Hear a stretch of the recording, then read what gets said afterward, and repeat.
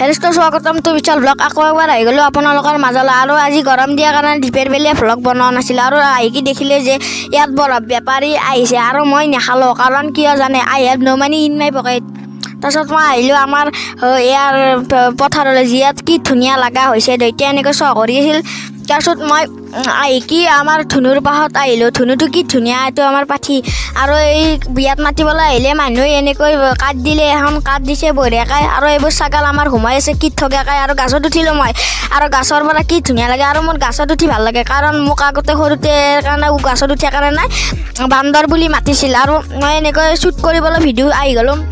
আৰু চাইকেলখন লৈ আহিছোঁ, এইবোৰ আম লাগিছে, আম খাব লাগিব। আৰু ক'লা চুট লগাই গ'লোঁ, কি ধুনীয়া প্লেচ দোষটো বঢ়িয়া লাগে আহি। আৰু মই ঘৰত আহিলোঁ। সেই মই আহি আপোনালোকক এনেকৈ কাজি টেঙা দেখালোঁ। আৰু কাজি টেঙা দেখাৰ পিছত ভিডিঅ'টো শেষ কৰোঁ। ভাল লাগিছিলে লাইক কৰিব, শ্বেয়াৰ কৰিব, লগতে ছাবস্ক্ৰাইব কৰিবলৈ